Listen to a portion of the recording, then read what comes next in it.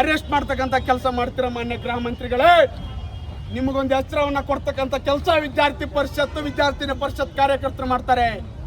ಒಂದು ವೇಳೆ ತಾವು ರಾಜೀನಾಮೆಯನ್ನ ಕೊಡದಿದ್ದ ಪಕ್ಷದಲ್ಲಿ ನಿಮ್ಮ ಮನೆ ಮುಂದೆ ನಾವು ಅನಿರ್ದಿಷ್ಟಾವಧಿ ಕೊಡ್ತೇವೆ. ಅದೆಂಗಿ ರಾಜೀನಾಮೆ ಕೊಡಲ್ಲ ನಾವು ನೋಡ್ತೇವೆ. ನಮ್ಮ ಸಿನ್ನೂರಲ್ಲಿ ಕರ್ನಾಟಕದಲ್ಲಿ ಇಟ್ಟುಕೊಂಡು ಮಾನ್ಯ ಗೃಹ ಮಂತ್ರಿಗಳು, ಮಾನ್ಯ ಮುಖ್ಯಮಂತ್ರಿಗಳು ಹೋಗಿ ಡೆಲ್ಲಿಯಲ್ಲಿ ಹೋರಾಟ ಕೂರ್ತಾರೆ. ಆದರೆ ಕರ್ನಾಟಕದಲ್ಲಿ ಆಗಿರ್ತಕ್ಕಂಥ ಸಮಸ್ಯೆಗಳನ್ನ ಎತ್ತಿಡ್ಲಿಕ್ಕೆ ವಿದ್ಯಾರ್ಥಿ ಪರಿಷತ್ತಿನ ವಿದ್ಯಾರ್ಥಿ ಕಾರ್ಯಕರ್ತರೇ ಬರಬೇಕಾಯ್ತು.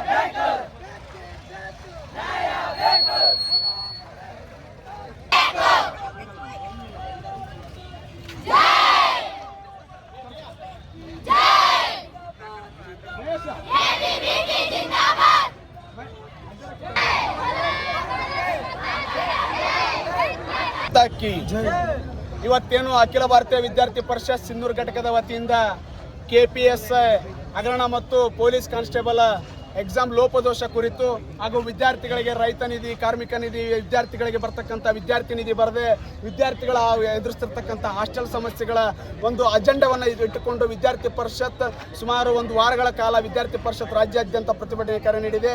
ಆದರೆ ನಮ್ಮ ರಾಜ್ಯದ ಮುಖ್ಯಮಂತ್ರಿಗಳು ಪ್ರಧಾನಮಂತ್ರಿಗಳ ಕಚೇರಿ ಮುಂದ್ಗಡೆ ಹೋಗಿ ನೀವು ರಾಜೀನಾಮೆ ಕೊಡಬೇಕಂತೇಳಿ ಏನು ಆಗ್ರಹ ಮಾಡಿ ಹೋರಾಟಕ್ಕೆ ದೆಹಲಿಯಲ್ಲಿ ಕೊಡ್ತಾರೆ. ಆದರೆ ಇವತ್ತು ಕರ್ನಾಟಕದಲ್ಲಿನೇ ವಿದ್ಯಾರ್ಥಿ ಪರಿಷತ್ತಿನ ವಿದ್ಯಾರ್ಥಿ ಕಾರ್ಯಕರ್ತರು ಅನಿರ್ದಿಷ್ಟಾವಧಿ ಕೊಡ್ತಾರೆ, ಹೋರಾಟವನ್ನು ಮಾಡ್ತಾರೆ.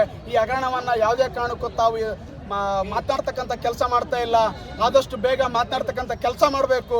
ಒಂದು ವೇಳೆ ಮಾತನಾಡ್ತಕ್ಕಂಥ ಕೆಲಸ ಮಾಡದಿದ್ದ ಪಕ್ಷದಲ್ಲಿ ಈಗ ಆಲ್ರೆಡಿ ನಾವು ಹುಬ್ಬಳ್ಳಿಯಲ್ಲಿ 2500 ವಿದ್ಯಾರ್ಥಿಗಳ ಮುಖಾಂತರ ಹೋರಾಟವನ್ನು ಮಾಡಿದ್ದೇವೆ. ಆದರೆ ಪೊಲೀಸರನ್ನ ಬಳಸಿಕೊಂಡು ನಮ್ಮನ್ನು ಅರೆಸ್ಟ್ ಮಾಡ್ತಕ್ಕಂಥ ಕೆಲಸ ಮಾಡಿದ್ರು ನಿನ್ನೆ 2 ದಿನಗಳ ಕೆಳಗಡೆ. ಆದರೆ ವಿದ್ಯಾರ್ಥಿ ಪರಿಷತ್ ಮಾನ್ಯ ಗೃಹ ಮಂತ್ರಿಗಳು ಹೇಳ್ತಾರೆ ನಾವು ರಾಜೀನಾಮೆ ಕೊಡಬೇಕಾದ್ರೆ 15 ದಿನಗಳ ಒಂದು ಉಪವಾಸ ಸತ್ಯಾಗ್ರಹ ಮಾಡಿ ಅದಾದ್ಮೇಲೆ ಲಾಠಿ ಚಾರ್ಜ್ ಮಾಡ್ತೇವೆ, ನಾವು ನಿಮಗೆ ರಾಜೀನಾಮೆ ಕೊಡ್ತೇವೆ ಅಂತ ಹೇಳ್ತಾರೆ.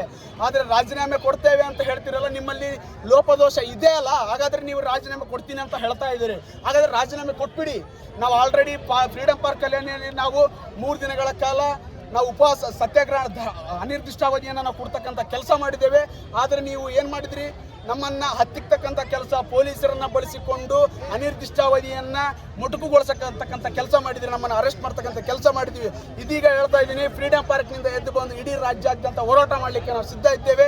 ಇಡೀ ರಾಜ್ಯಾದ್ಯಂತ ಪ್ರವಾಸ ಮಾಡಿ ನಾವು ಹೋರಾಟ ಮಾಡ್ತಾ ಇದ್ದೀವಿ.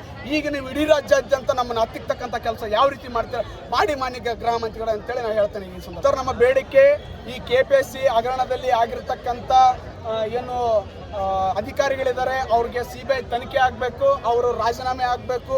ಆದರೆ ಇವತ್ತಿನ ರಾಜ್ಯ ಸರ್ಕಾರ ಏನು ಮಾಡ್ತಾ ಇದ್ದಾರೆ, ಕೇವಲ ಒಂದು ಹಗರಣವನ್ನು ತೆಗೆದಿಟ್ಟು ಮೂಗಿಗೆ ತುಪ್ಪ ಹಚ್ತಕ್ಕಂಥ ಕೆಲಸ ಮಾಡಿದ್ದಾರೆ. ಈ ಮೂಗಿಗೆ ತುಪ್ಪ ಹಚ್ತಕ್ಕಂಥ ಕೆಲಸ ರಾಜ್ಯ ಸರ್ಕಾರ ಮಾಡಬಾರ್ದು.